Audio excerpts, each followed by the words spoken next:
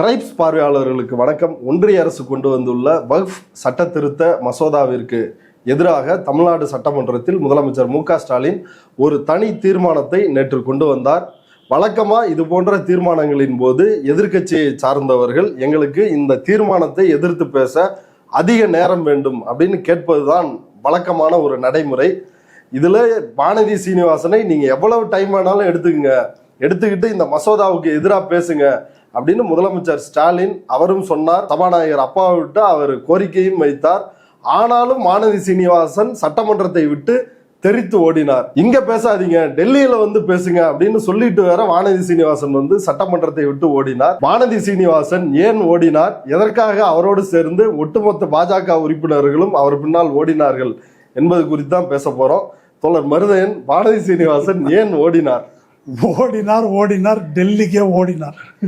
ஏன் ஓடினார், எதற்காக ஓடினார் அப்படின்றத இப்போ நம்ம பேசுவோம். ஓகே தோழர், நேற்று சட்டமன்றத்தில் நடந்த அந்த வாத பிரதிவாதங்கள் அதெல்லாம் வந்து பேசுறதுக்கு முன்னாடி முதல் கேள்வியா, இந்த வக்ஃப் அப்படின்னா என்ன?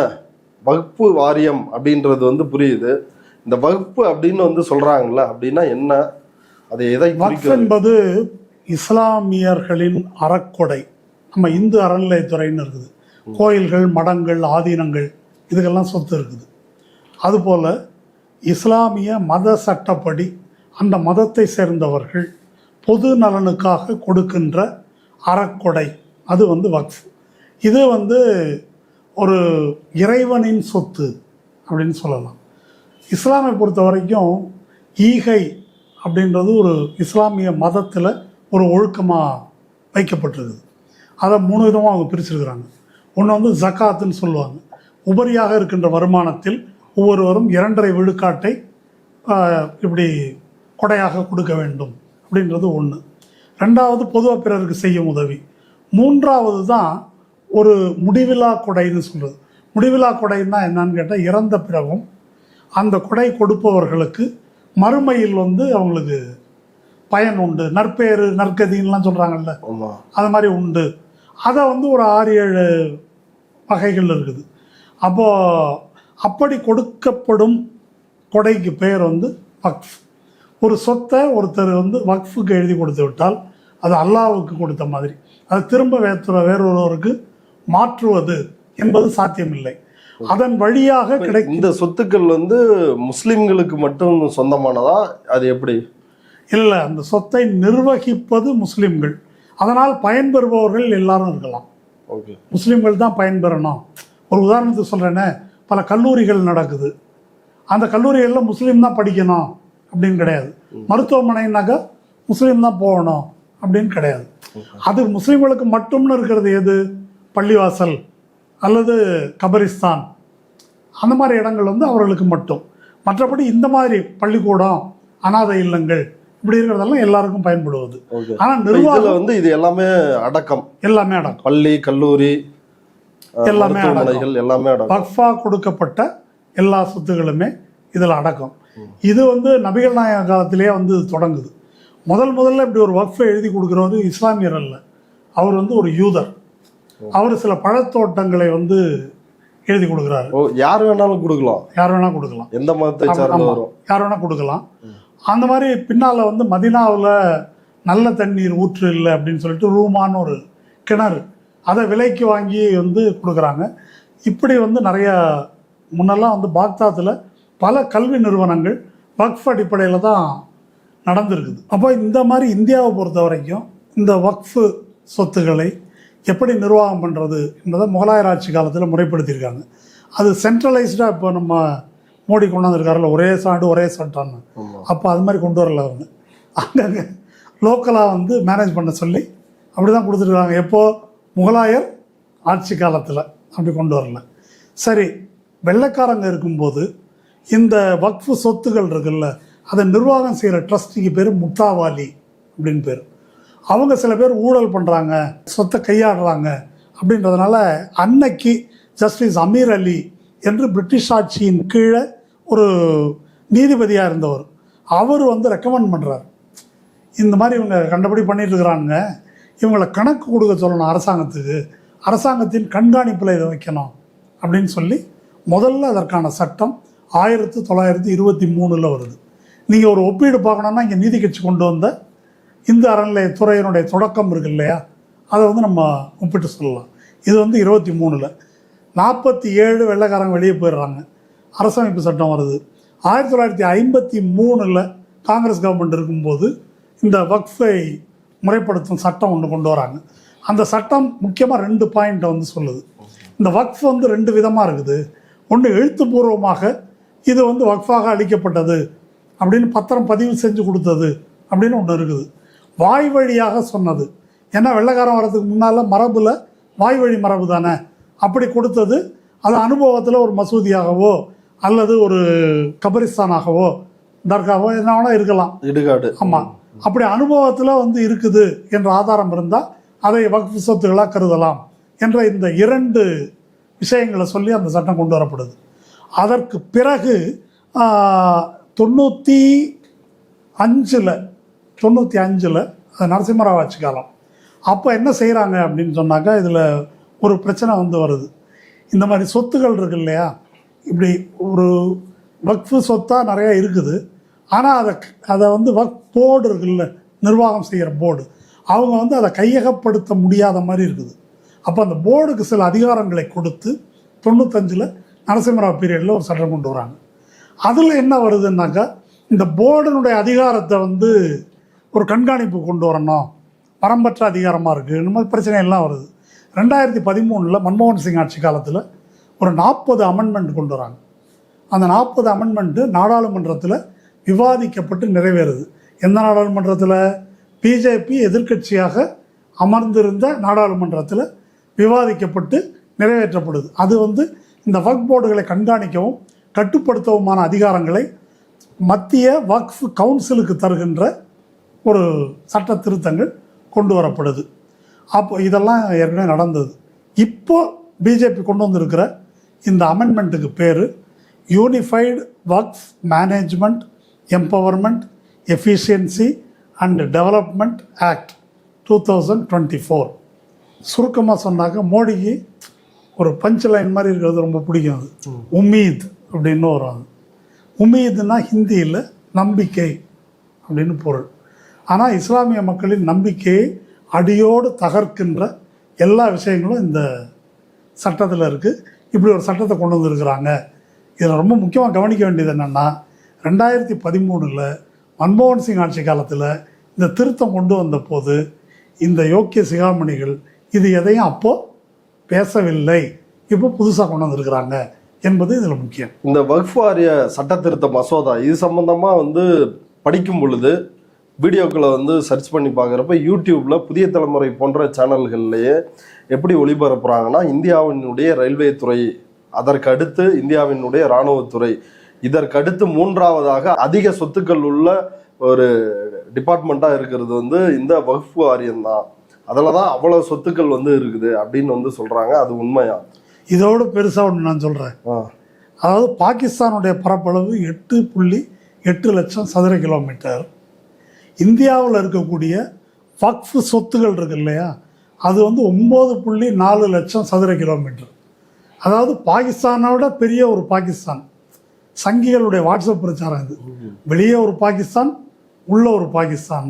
உண்மை என்னன்னா 9.4 லட்சம் சதுர கிலோமீட்டர் இல்லை, 9.4 லட்சம் ஏக்கர். இது நான் சொன்னதில்லை, கிரண் ரிஜிஜு சொன்னது. ஒன்றிய அமைச்சர். ஆமாம், நாடாளுமன்றத்தில் சொன்னது. அதை தான் சங்கிகள் சதுர கிலோமீட்டர் ஆக்கிட்டாங்க. சரி, இப்போ நீங்கள் சொன்ன மாதிரி டிஃபென்ஸ் ரயில்வேஸுக்கு அடுத்தபடி பெரிய சொத்து இவங்கள்ட்ட தான் இருக்குது அப்படின்றது ஒரு பெரிய பொய். இதை விட அதிகமான சொத்து தென்னிந்தியாவை மட்டும் எடுத்துக்கிட்டாக்க, அதாவது தமிழ்நாடு, ஆந்திரா, கேரளா, கர்நாடகா, ஆந்திரான்னா தெலுங்கானாவையும் சேர்த்து இந்த 4-5 மாநிலங்களில் இருக்கிற இந்து அறநிலையத்துறை சொத்து இருக்கு இல்லையா, அது வந்து 12 லட்சம் ஏக்கருக்கு மேலே நிலம் மட்டும். இது வெறும் 9 லட்சம் ஏக்கர் இந்தியா முழுமைக்கும். ஆமாம், வெறும் தென்னிந்தியாவுக்கு மட்டுமே 12 லட்சம் ஏக்கர். 12 லட்சம் ஏக்கர் நிலம் மட்டும். அதுக்கு மேலே நகையெல்லாம் இருக்குது, அது தனி கணக்கு, பின்னால் பேசுவோம் நம்ம. அது திருவாரூர் வந்து ஒரு மொத்த பொய்யா? இது மிகப்பெரிய பொய். ஏன் இந்த பொய் வந்து கட்டமைக்கப்படுது? இல்லை, இந்த இந்த பொய் கட்டமைக்கப்படுவது ஏன் அப்படின்றதுக்குள்ளே போவதற்கு முன்னால் இந்த 9.4 அதுவே அதனுடைய உள் விவரம் என்ன ஓகே அப்படின்றது புரிஞ்சுக்கணும். அது ரொம்ப முக்கியம். அதாவது இந்த மொத்தம் 9.4 லட்சம் ஏக்கர் என்று சொல்லப்படுவதில் 17% கல்லறைகள், கபரிஸ்தான், ஓகே 17% நிலம். மாஸ்க் 14% நிலம். மசூதி, தர்கா ஒரு 5 to 10 விழுக்காடு நிலம். மீதி உள்ள இடம் தான் பில்டிங்கு, கடை, விவசாய நிலம். விவசாய நிலம்ன்றது எவ்வளோ சொல்கிறாங்கன்னா 1,50,400 ஏக்கர். இதான் இதனுடைய 50% மசூதி, சுடுகாடு இதுக்கே போயிடுது. மிச்சம் தான் நிலம். இதெல்லாம் நீங்கள் இந்து அறநிலையத்துறை சொத்தோடு இதை ஒப்பிடும்போது இந்து கோயில்களுடைய பரப்பு, சுடுகாட்டுடைய பரப்பெல்லாம் அதில் வராது. அது பூரா சொத்து. இங்கே இதுவே பாதி மசூதிக்கும் கபரிஸ்தானுக்குமே போயிடுது என்பதை நாம் புரிந்து கொள்ள வேண்டும். இப்படி தான் இந்த சொத்துகள் அப்படின்றது இருக்குது. நாடு முழுவதற்கும் சேர்த்தே இவ்வளோ தான் இருக்குது. அதனால் இது சித்தரிக்கப்படுவதற்கு இல்லையா, இது பயங்கரமான சொத்து அப்படின்னு சித்தரிக்கப்படுவது திட்டமிட்ட முஸ்லீம்களுக்கு எதிரான ஒரு பிரச்சாரம். இப்போ ஒன்றிய அரசு கொண்டு வந்திருக்கின்ற அந்த சட்ட திருத்தம் நாடாளுமன்ற கூட்டுக்குழுக்கு போகுது. பிஜேபி எம்பி ஜெகதாம்பிகா பால் அவர் தான் அதுக்கு தலைவராக இருக்கிறாரு. அதில் பல்வேறு டிஸ்கஷன் அதுக்குள்ளே நடக்குது. குறிப்பாக 44 திருத்தங்கள் பாஜக கொடுத்ததை ஏற்றுக்கிட்டாங்க, பாஜக உறுப்பினர்கள் கொடுத்ததை ஏற்றுக்கிட்டாங்கன்றதான் செய்திகளில் வருது. இப்போ என்ன மாதிரியான திருத்தங்கள், இந்த திருத்தங்களால் என்ன ஆபத்து? இப்போ பத்திரிகைகளில் வந்த செய்தி அடிப்படையிலேயே முதல்ல சட்டமே ஆபத்து. இந்த 44ன்றது எதிர்கட்சிகள் கொடுத்தது. ஓகே, அதை ஃபுல்லாகவே நிராகரிச்சிட்டாங்க. இவங்க 11 திருத்தம் பிஜேபி கொடுத்துருக்காங்க. அந்த திருத்தம் ஏற்றுக்கொள்ளப்பட்டது. எதிர்கட்சிகள் கொடுத்த திருத்தம் முற்றிலுமாக நிராகரிக்கப்பட்டது. இந்த ஜேபிசியை பற்றி சொல்லும்போது சில விஷயம் சொல்லணும். இந்த ஜேபிசியில் தான் முதன்முறையாக நாடாளுமன்றத்திலிருந்து உறுப்பினர்களை வெளியேற்றுற மாதிரி ஜேபிசி உறுப்பினர்களை வெளியேற்றிருக்கிறாங்க. எதிர்கட்சி உறுப்பினர்கள் எதுக்காகனா ஒழுங்கியணும். அதாவது அந்த ஜெகதாம்பிகா பால் அடாவடியாக அந்த இதை நடத்தியிருக்காரு.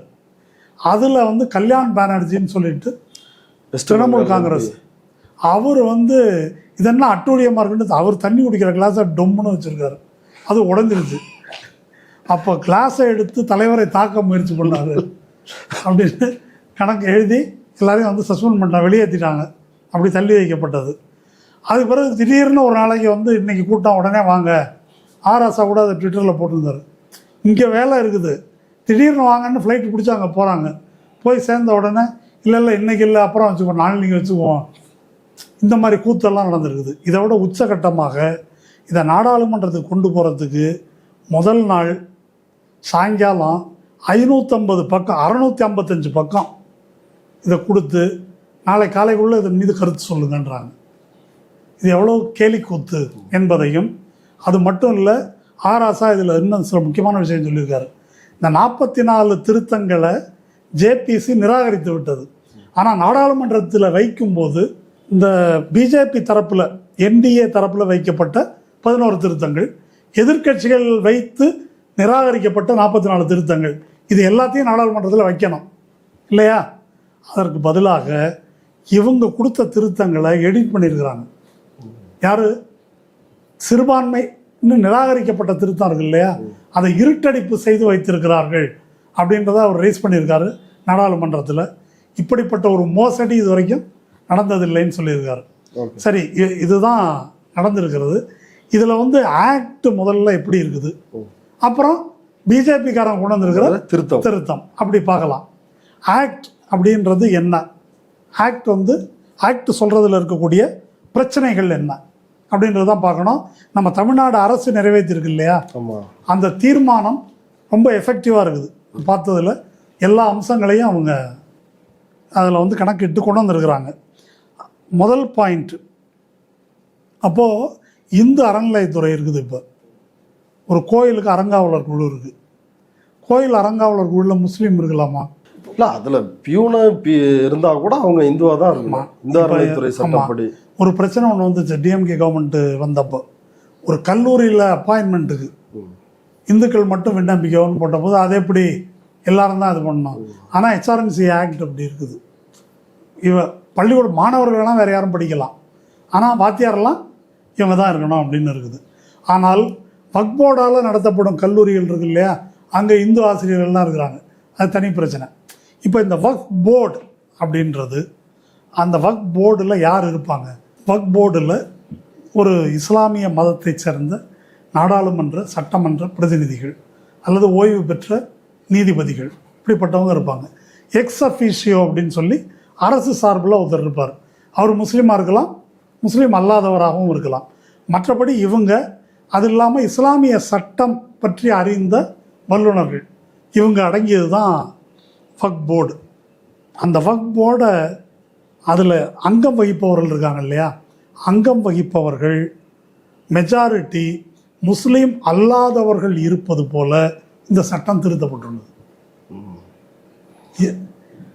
இது மெஜாரிட்டி இஸ்லாமியர் அல்லாதவர்கள் இருப்பது மாதிரி இருக்கலாம்னு சொல்லலை. ஆனால் இவங்க மெஜாரிட்டி இவங்க இருக்கணும் என்று இருந்ததை எடுத்துட்டாங்க. இது புரியுது இல்லையா? மெஜாரிட்டி முஸ்லீமாக இருக்கணுன்றதை எடுத்துட்டாங்க. அப்போ அரசாங்கம் யாரை வேணால் நியமித்து கொள்ளலாம். இது அடிப்படையிலேயே ஆர்டிகிள் 26க்கு நேரடியாக எதிரானது. மத நிறுவனங்களை சங்கிகள் இந்த போர்டுக்குள்ளே நாட்டாமல் பண்ணுவாங்க. சங்கிகள் வரலாம், அல்லது அதிகாரிகளே சங்கியாக தானே இருக்கிறாங்க, அல்லது சங்கிகள் சொல்படி கேட்பவர்களாக இருக்கிறாங்க, அப்படி ஆட்களை போடலாம். அந்த மாதிரி ஒரு நான் முஸ்லீமை கொண்டு வருவது அப்படின்றது முதல் திருத்தம். இப்போ இங்கே ஒரு பிரச்சனை வந்துச்சு, அதை கவனிச்சிங்களா தஞ்சாவூரில்? ஆமாம், ஒரு கோயிலில் முஸ்லீம், அவர் பேர் என்ன, நர்கீஸ் கான், ஒரு இந்து அது மாதிரி தன்னுடைய மகனுக்கு பேர் வச்சுருக்காரு. அது காரணம் அந்த மருத்துவர் சிக்கலான பிரசவம் அதை பார்த்து காப்பாற்றினார் என்ற நன்றி உணர்ச்சிக்காக நம்ம வஉசி இருக்கார்ல, அவர் காங்கிரஸ்காரர், செக்கிழுத்த செம்மல், வெளியே வந்த பிறகு காங்கிரஸ்காரனே மதிக்கலை இல்லையா. நம்ம ஊரில் இருக்கிற சத்தியமூர்த்தி பவன் தானே, வஉசி பவன் இல்லையே. ஆமாம், வஉசி சிலையும் கிடையாது. அப்போ அவர் சோத்துக்கு ரொம்ப கஷ்டப்பட்ட காலத்தில் வேலஸ்ன்னு ஒரு நீதிபதி, அவர் ஏற்கனவே கவர்மெண்ட் ப்ரீடராக இருந்தார். அந்த அவருடைய சன்னத்தை திருப்பி தருவதற்கு அவர் ஏற்பாடு பண்ணுறார். அதனால் தன்னுடைய மகனுக்கு வாலேஸ்வரன்னு பேர் வைக்கிறார். அந்த மாதிரி இவர் நர்கீஸ் கான்னு பேர் வச்சுருக்காரு. அவரை அறநிலையத்துறையில் போட்டாங்கன்னு எச்ராஜா தானே. ஒரு இஸ்லாமியர் பெருமாள் கோயிலுக்கு அரங்காவலர். ஆமாம், ஒரு இந்து அப்படி ஒரு பேர் வச்சுருக்காருன்றதுக்கு மேலே பாயிண்ட் இல்லை. இங்கே இந்து அறநிலையத்துறையில் இப்படி சட்டம் இருக்குது. ஆனால் இங்கே இவர்கள் இந்த சட்டத்தை நேர் எதிராக, இது இந்துக்களுக்கு மட்டும் இல்லை, சீக்கியர்களுக்கும் அந்த மாதிரி சீக்கியர்கள் தான் இருக்கணும்னு இருக்குது, எல்லா மதத்துக்கும் இருக்குது. ஆனால் இஸ்லாமியர்களுக்கு இப்படி கொண்டாந்துட்டு, அது ஏன் தெரியுமா அப்படி கொண்டாந்துருக்குன்னு சொல்கிறாங்க, அது இன்க்ளூசிவாக இருக்கிறதுக்குங்க. இன்க்ளூசிவானா மத நல்லிணக்கத்தை உருவாக்குறாங்களாம். அதில் சொல்லியிருக்கிறாங்க நோக்கத்தில். இந்த அறநிலையத்துறை இந்த மாதிரி இங்கே நல்லிணக்கத்தை உருவாக்கலாம்ல. இங்கே என்ன சொல்கிறாங்க தெரியுமா, நாத்திகர்கள் அவன் இந்துன்னு கணக்கில் இல்லை, திமுககாரன் அவன்லாம் வெளியேற்றணும் அப்படின்றதான் நம்ம எச்ராஜா போன்றவர்கள் பேசுவது. அப்படி முஸ்லீம் அல்லாதவர்களை கொண்டு வர்றது ஒரு திருத்தம். அடுத்தது ஒரு திருத்தம் என்ன அப்படின்னு சொன்னால், இதுக்கு அறக்கொடை யார் கொடுக்கலாம், யார் வேணால் கொடுக்கலான்றது தான் ஏற்கனவே இருக்கிறது. முஸ்லீம்கள் தான் அதிகமாக கொடுப்பாங்க. இது ஒன்றும் இந்த யார் வேணால் கொடுக்கலாம் அப்படின்றது இப்போ நேரு போட்ட சட்டம் இல்லை, காலங்காலமாக இருக்கிறது. எத்தனை இந்து மன்னர்கள் இந்த இஸ்லாமியர்களுக்கு கொடுத்துருக்காங்க அப்படின்றதுக்கு என்கிட்ட ஒரு லிஸ்ட் இருக்குது, வேணா அது சொல்கிறேன். இப்போ நாகூர் தர்காவுக்கு இந்த கிருஷ்ணதேவராயர் இருக்கார் இல்லையா, ஆமாம், விஜயநகர பேரரசு, அதிலேருந்து நாகூர் தர்காவுக்கு கொடுத்துருக்குறாங்க. இது ஒன்று. அப்புறம் அகமதாபாத்தில் வியாபாரிகள் அவங்க மசூதிக்கு கொடுத்துருக்குறாங்க. அப்புறம் திருவிதாங்கூர் மகாராஜா கேரளாவில் இருக்கிற பள்ளிவாசலுக்கு கொடுத்துருக்காரு. இப்படி ஒரு பட்டியல் இருக்குது.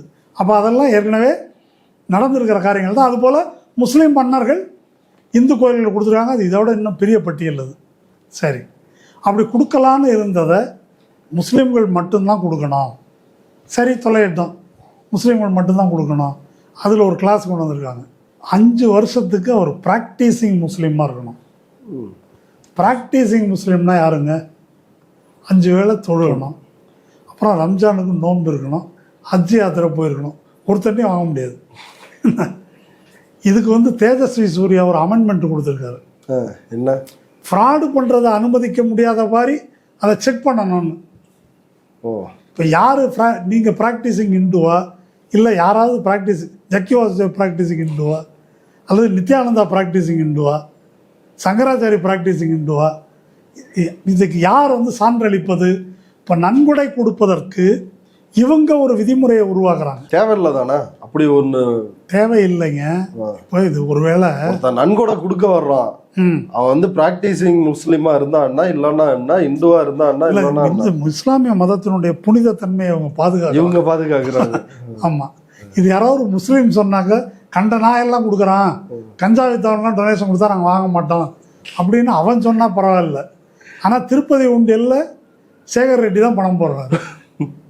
திருப்பதி உண்டியலில் எவன் போடுறான் யாருக்காவது தெரியுமா? அம்பானிலேருந்து அத்தனை பேரும் போடுறாங்க. அதெல்லாம் பற்றி கவலை இல்லை, யார் வேணால் கொடுக்கலாம், வாங்கிக்கலாம்.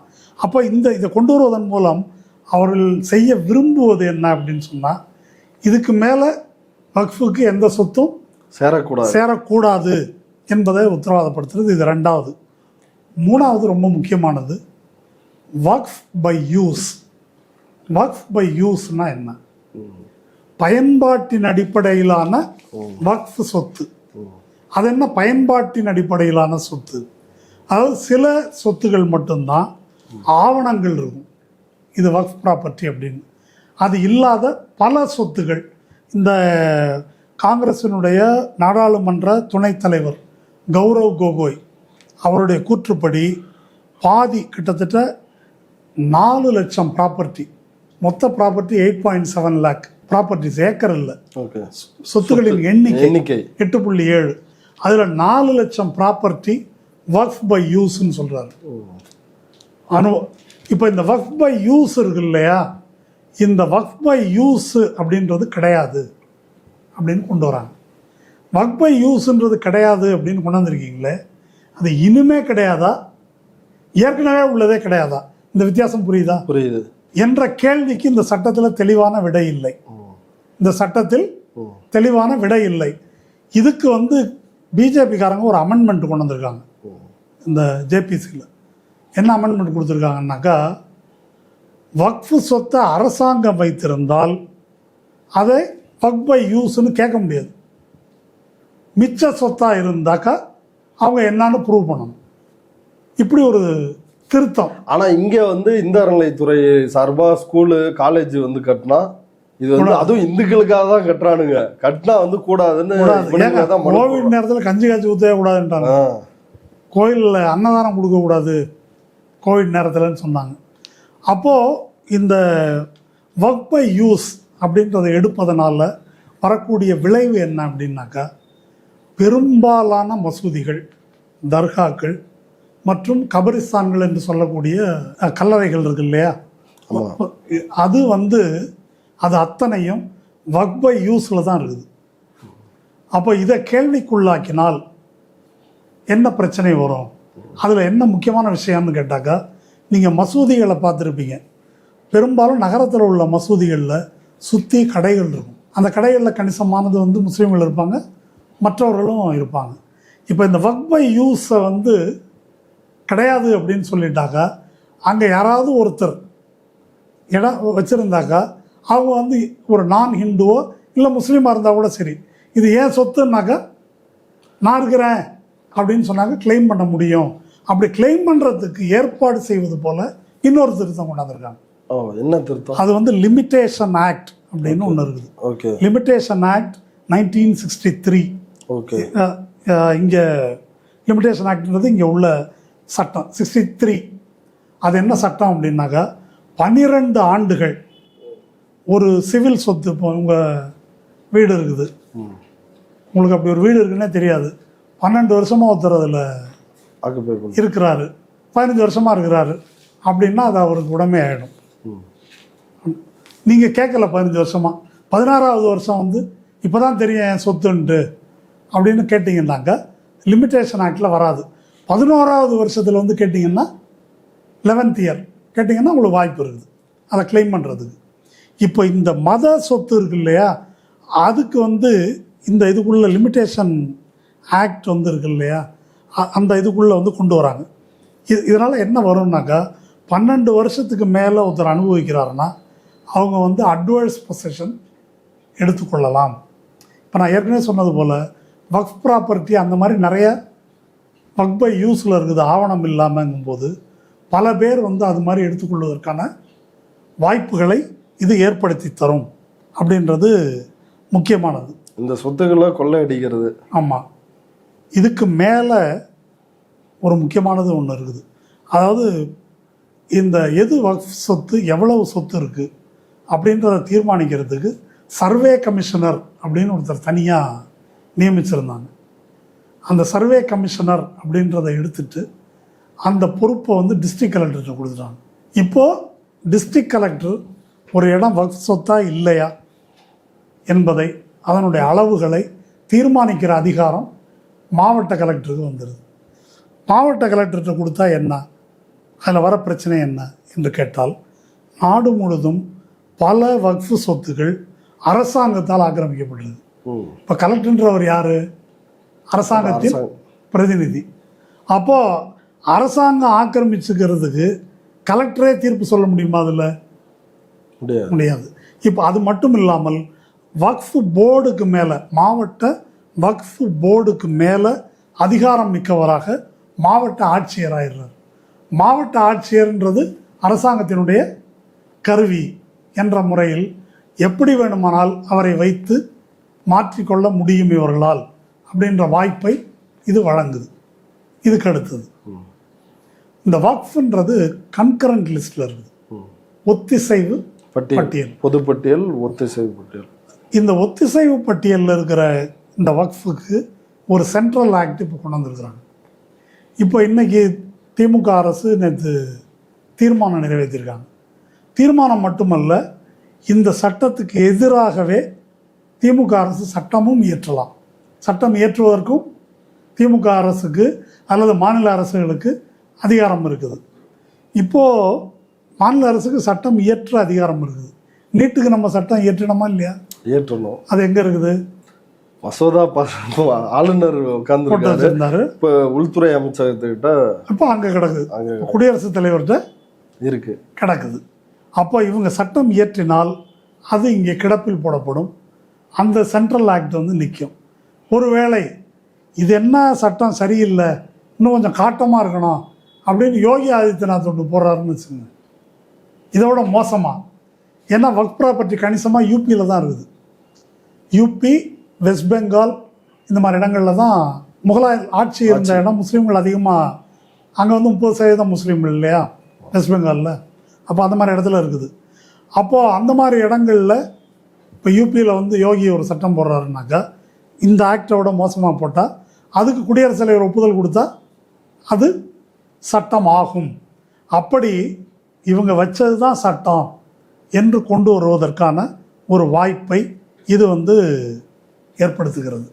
இதெல்லாம் சுருக்கமாக சொன்னால் இதெல்லாம் தான் இவங்க கொண்டு வந்திருக்கிற சட்ட திருத்தம். இதில் இப்போ நீங்கள் சொன்ன ஒவ்வொரு பாயிண்டாக பார்க்குறப்ப சொத்து மேலும் சேர விடாமல் பார்த்துக்கிறது, அதை ஆக்கிரமிச்சுக்கிறது, அப்புறம் அரசும் அதில் ஆக்கிரமிப்பில் ஈடுபடுவது, இப்படியான விஷயங்களை வந்து இருக்குது. இது வந்து தொகுப்பா இதை எப்படி புரிஞ்சுக்கிறது? இதனோட ஆபத்து என்ன?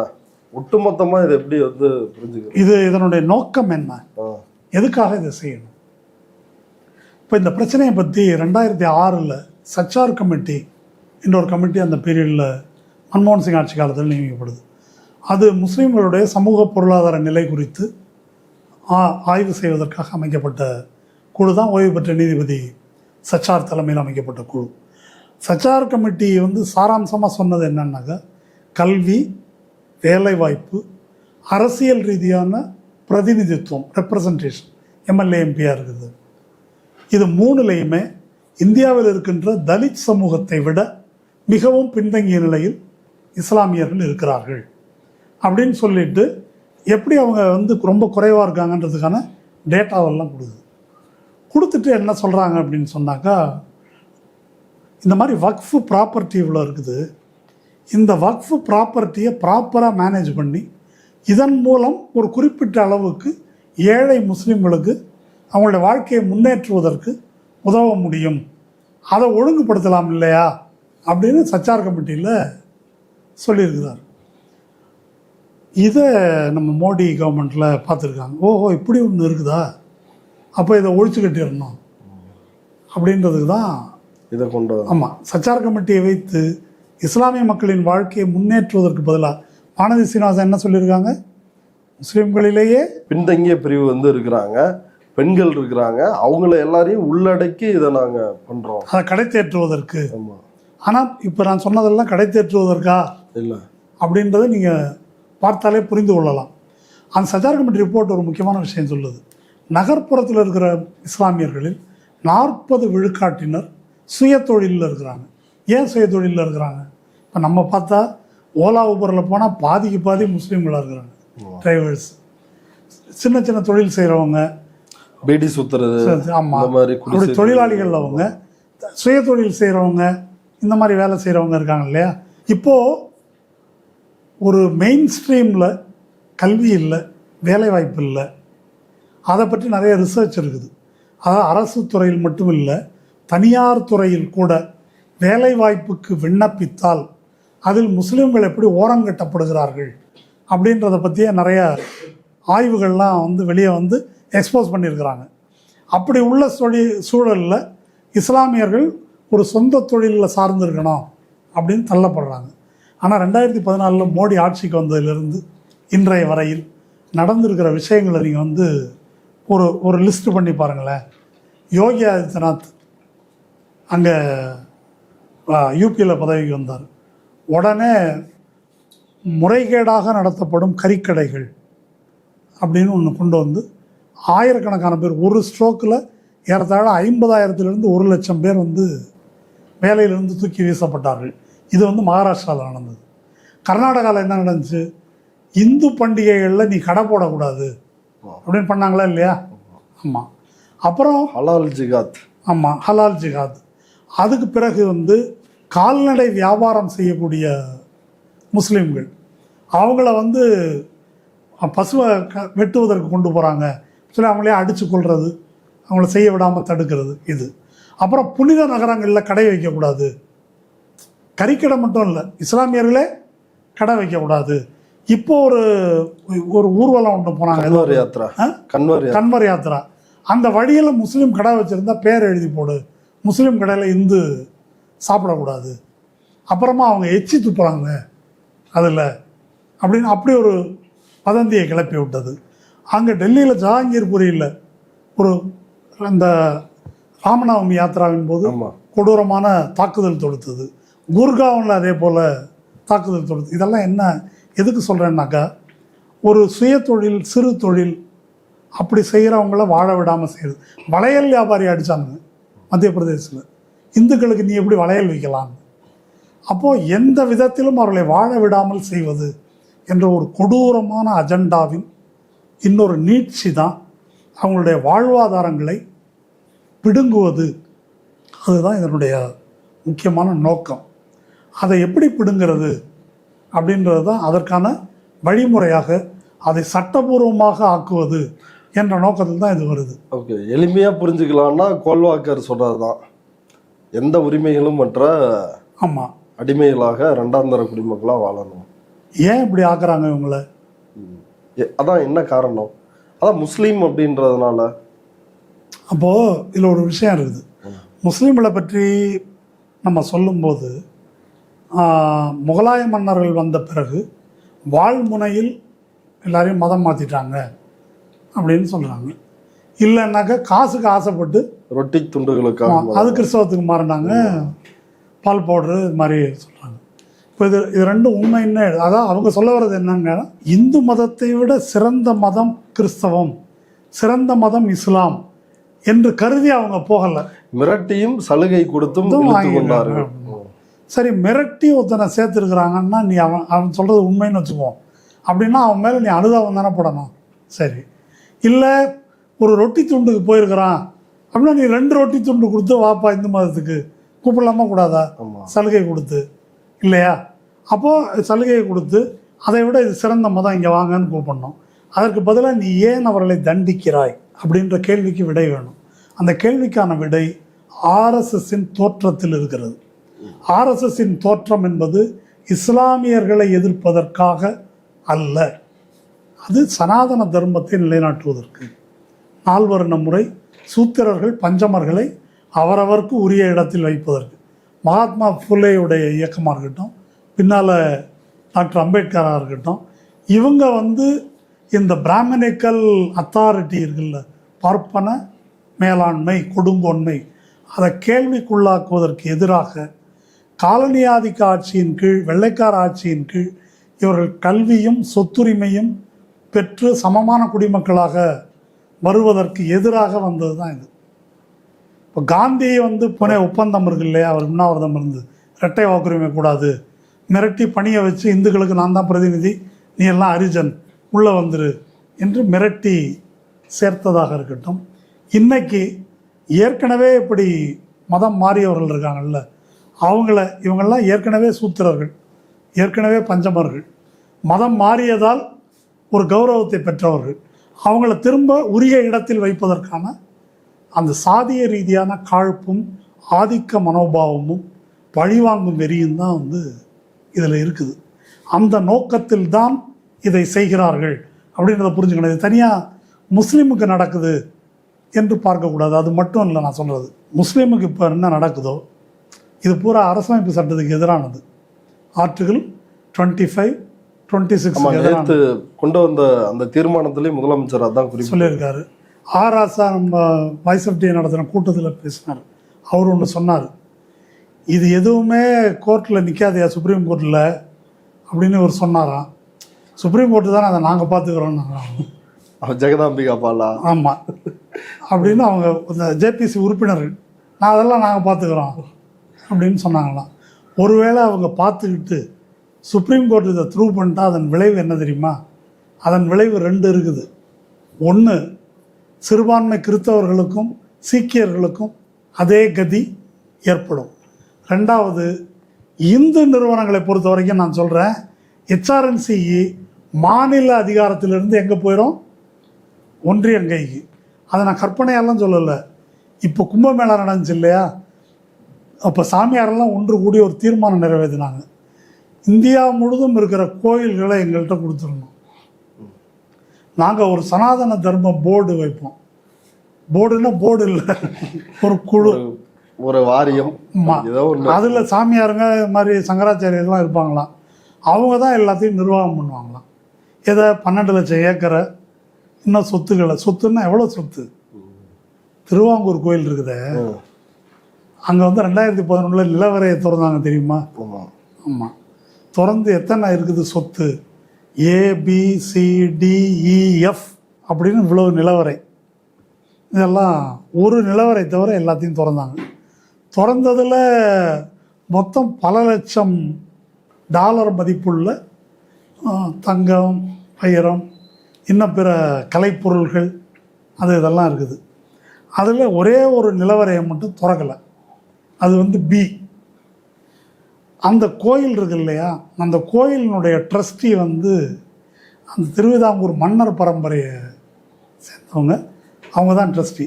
அவங்க கேரளா தேவஸ்வம் போர்டில் இது வராது, இது தனி, நம்ம சிதம்பரம் கோயில் மாதிரி. இது அவங்க தான் அதுக்கு ட்ரஸ்டி. அவங்க இந்த பிஏ மட்டும் திறக்கக்கூடாது, அதில் தான் அவங்களே சொல்கிறாங்க, அதில் தான் மேக்சிமம் சொத்துகள் இருக்குது. என்ன சொல்கிறாங்க, அதனுடைய சுவர்களே தங்கத்தினாலானதான், அதை திறக்கக்கூடாது. ஏன்டா திறந்தா என்ன? திறந்த பேரழிவு ஏற்படும், உலகமே அழிஞ்சிடும்ன்றான் அதை திறந்தாக்கா. என்னன்னா அது ஒரு பாம்பு காவல் காக்குதான். சரி, அது என்ன அப்படின்ட்டு போய் பார்த்தாக்கா அந்த நிலவரையை ஒரு கல் வச்சு மூடிருக்கானுங்க, அதில் ஒரு பாம்பு படம் போட்டுருக்குது. அது என்னன்னா போன நூற்றாண்டில் 19ஆம் நூற்றாண்டில் அதை திறந்தாங்களாம். திறந்தப்போ உஸ்ஸுன்னு சத்தம் கட்டிச்சான், உடனே மூடிட்டாங்களாம். மூடிட்டு அப்போ அந்த தந்திரி இருக்கார் இல்லையா, நம்பூதிரி, அவர் என்ன சொன்னாராம், இந்த மந்திரங்களில் தேர்ச்சியுற்ற ஒருத்தர் தகுதியான நபர் இருந்து இதை திறந்தாதான் திறக்கலாம், மற்றபடி திறந்தீங்கன்னா என்ன நடக்கும்னு சொல்ல முடியாது. அதனால் அந்த திறக்கக்கூடாது அப்படின்னு சொல்லிட்டாங்க. நம்ம ஆளுங்க வந்து சுப்ரீம் கோர்ட் உத்தரவுப்படி இந்த பி தவிர ACDEF எல்லாத்தையும் கோர்ட்டு இதை ஒத்துக்குச்சு. ஆமாம், சுப்ரீம் கோர்ட்டில் போய் திறக்கணும் அப்படின்னா இது மத நம்பிக்கை தொடர்பான பிரச்சனையாக இருக்குது. சட்டப்படி ஆர்டிகிள் 25, 26 படி மத நம்பிக்கையில் நம்ம தலையிட முடியாது. அங்கே எவ்வளோ லட்சம் கோடிக்கு உள்ளே இருக்குது நகை, தலையிட முடியாது. அதனால் திறக்க வேணாம். இதில் வந்து இவனை வந்து திருடிட்டானுங்க. யார்? இந்த மன்னர்கள். 49 தான் அவங்க இந்தியாவோட சேர்றாங்க. ஆகஸ்ட் 15, 1947 அன்னைக்கு திருவிதாங்கூர் இந்தியாவில் கிடையாது. அப்போ என்ன செய்கிறாங்கன்னா அவங்க ஜின்னாவோட பேச்சுவார்த்தை நடத்திட்டு இருக்கிறாங்க. CP ராமசாமியர் தான் திவான். அவர் 2 பாயிண்ட் சொல்கிறாரு. இப்படியே சொல்கிறாரு, இந்தியா ஒரு பஞ்ச பரதேசி நாடு, இதில் எதுக்கு நாங்கள் சேரணும்? எங்கள் கடற்கரையில் தோரியம் இருக்குது. எது? இப்போ வைகுந்தராஜன் எடுக்கிறாருல்ல, தோரியம் இருக்குது. அது அவங்களுக்கும் தெரியும், தோரியம் இருக்குது. அப்புறம் இந்த மேட்ரை சொல்ல மாட்டாங்கல்ல. இந்த மாதிரி பல விஷயங்கள் இருக்குது எங்கள்கிட்ட. அதனால் நாங்கள் இந்தியாவில் சேர விரும்பலை. ஜின்னா சரி வந்துடுங்க, உங்களுக்கு வந்து ஒரு ஃபெடரல் ஸ்டேட்டஸ் சுதந்திரமாக உரிமை கொடுக்குறேன் அப்படின்னு அங்கே பேச்சுவார்த்தை நடத்தினவர். அப்புறமா இந்த பக்கம் மக்கள் போராட்டம், கம்யூனிஸ்டுகள் போராட்டம், வேறு வழி இல்லாமல் இங்கே சேர்ந்துட்டாங்க. சேரும்போது இந்த கோயிலுக்கு மட்டும் நான் தான் ட்ரஸ்டி, அதை ஒத்துக்கிட்டா தான் நான் சேருவேன். அதான் கண்டிஷன்.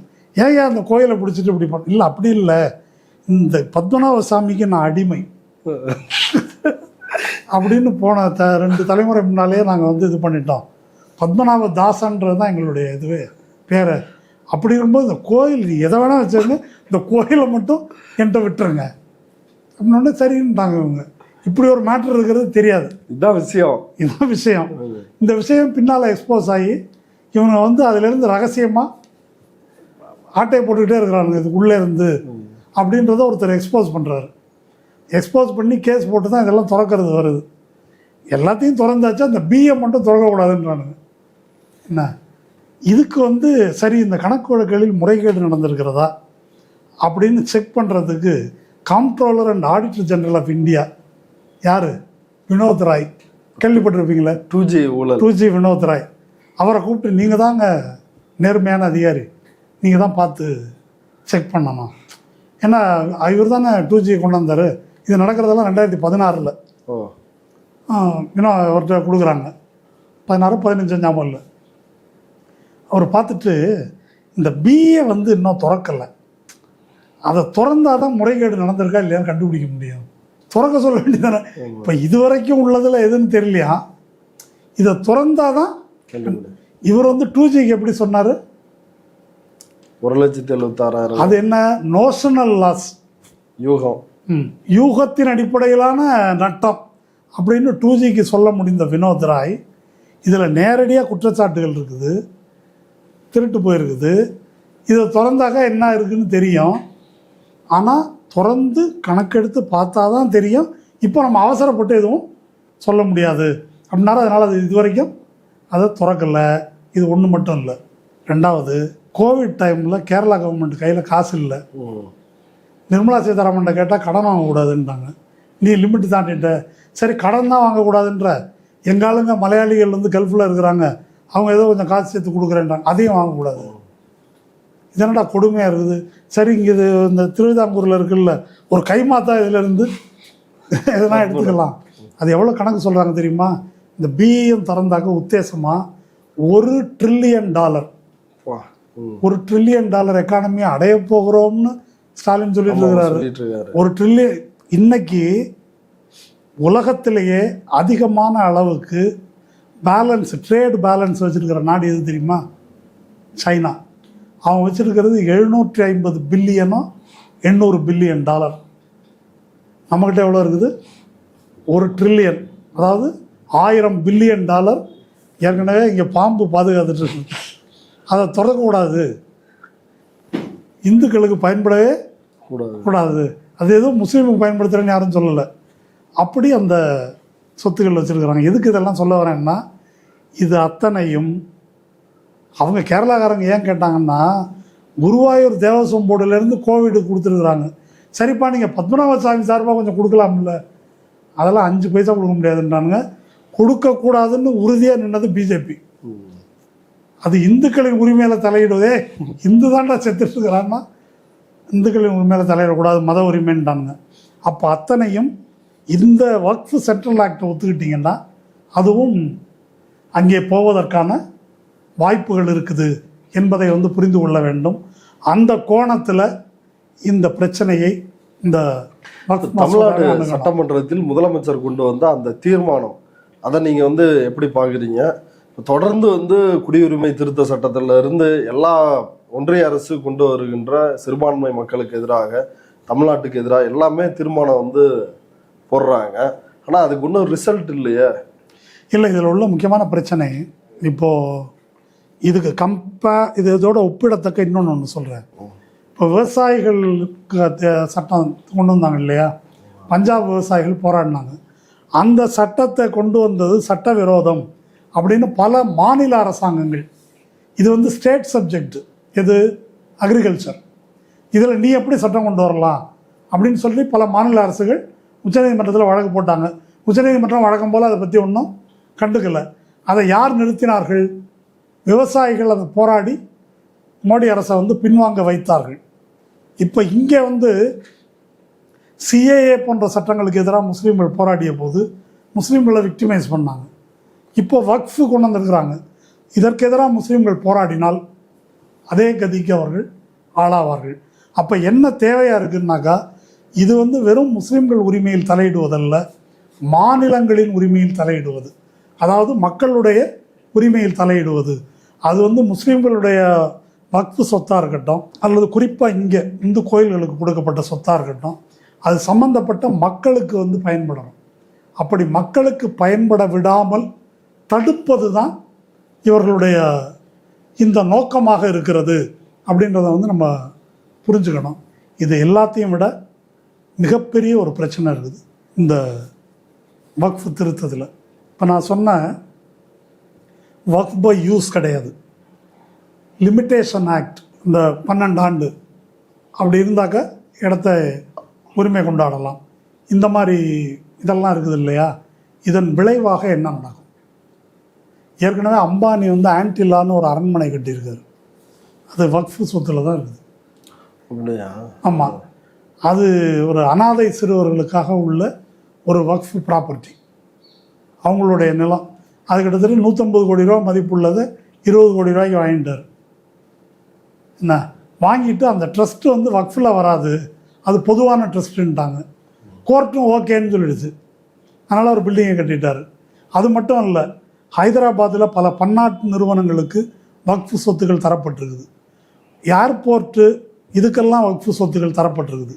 இப்படி அரசாங்கம் எண்ணற்ற வக்ஃபு சொத்துக்களை எடுத்திருக்கிறது அப்படின்றது ஒரு பார்ட். இன்னொரு பார்ட் என்ன அப்படின்னு சொன்னால், நம்ம திருச்சி பக்கத்தில் திருச்செந்துறைன்ற ஒரு இடத்துல ஒரு கோயில், ஒரு நிலம் ஒருத்தருது, அது வக்ஃபு ப்ராப்பர்ட்டி அப்படின்னு வக்ஃப் போர்டில் சொன்ன உடனே ஷோபா கரண்ட்லஜேன்னு ஒரு அம்மா, தமிழர்கள் தீவிரவாதிகள், அந்த அம்மா இங்கே அவங்க அடித்து விட்டது என்னென்னா 9.4 லட்சம் ஏக்கர்னு சொன்னாங்க. 38 லட்சம் ஏக்கர் இருக்குதுன்ட்டாங்க. அவங்க சொல்கிறது தானே அப்படின்னு சொல்லிட்டு தமிழ்நாட்டில் இப்படி நடக்குது அப்படின்னு அடித்து விட்டாங்க. நான் என்ன சொல்கிறேன்னா, இப்போ இந்து அறநிலையத்துறை இருக்குது. இந்து அறநிலையத்துறைக்கு சொந்தமான இடங்களை சேகர்பாபு மீட்டிருக்கிறார். சொல்கிறாங்கல்ல 8000 கோடி. யார்கிட்ட மீட்டிருக்கிறார்? எல்லாம் ஆதிக்க சக்திகள், பெரும்பாலும் இந்துக்களிடம் தான் மீட்டிருக்கிறார். இந்துக்கள் தான். ஆமாம், இங்கெல்லாம் பார்ப்பனர்கள்ட்ட இருந்து தான் நிறைய சென்னையில் மீட்டிருக்கிறாங்க. இப்போ இந்த வக்ஃபு, இப்போ அவங்க சொல்கிறது உண்மையாக இருந்தாலும் ஒரு இடத்துல ஒரு வக்ஃபு ப்ராப்பர்ட்டின்னு ஒரு இடத்த கிளைம் பண்ணுறாங்க. அந்த இடத்துல ஒரு இந்து கடையோ இல்லை ஏதோ ஒன்று வச்சுருக்கிறாருன்னு வச்சுருங்க. இப்போது இந்து சொத்தை அறநிலையத்துறை மீட்கும் போது அது ஒன்றும் பிரச்சனை ஆகலை. அல்லது முஸ்லீமிடமிருந்து அறநிலையத்துறை மீட்டாலும் பிரச்சனை ஆகலை. ஆனால் இங்கே மட்டும் எப்படி இந்து முஸ்லீம் பிரச்சனை ஆகுது? புரியுதா நான் சொல்கிறது? இது ஒரு லேண்டு, அந்த லேண்டு ஒரு இந்துவோட அனுபவத்தில் கூட இருக்கலாம் இல்லையா? அதை வக்ஃப் ப்ராப்பர்ட்டின்னு கிளைம் பண்ணால் அது ஒரு சிவில் கேஸ். அந்த கேஸ் நடத்தி உங்களுதுன்னா நீங்கள் உங்களுது நிரூபிக்க போகிறீங்க. அதை ஒரு மத கலவரத்துக்கான ஒரு அடிப்படையை இவங்க உருவாக்குறாங்க. இப்போ இந்த வக்ஃபு திருத்த சட்டம் வந்துச்சுனாக்கா நாடு முழுதும் பல இடங்களில் இந்த மாதிரி ரியல் எஸ்டேட் சொத்து வேணும்னு ஆசைப்படக்கூடிய இந்துக்கள் இருக்காங்கள்ல, வித்தின் கோட்ஸ் இந்துக்கள், அந்த மாதிரி இந்துக்களை தூண்டி விட்டு எங்கே வேணால் கலவரத்தை உருவாக்குவதற்கான வாய்ப்பு இந்த சட்டத்தின் அதுதான் மிகப்பெரிய அபாயம்.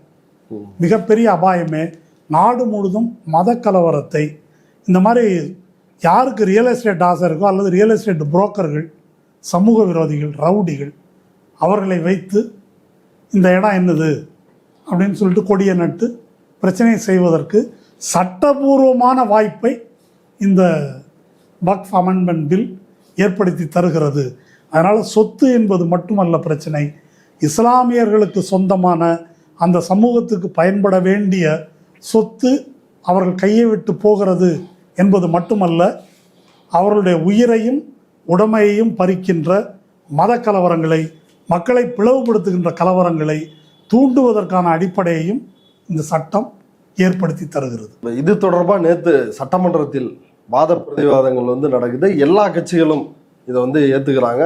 பாஜகவை தவிர்த்து அவங்க மட்டும்தான் இதை ஆதரிக்கலாம். அவங்க வெளிநடப்பு செய்கிறாங்க. எடப்பாடி வரல போடுறது வரல.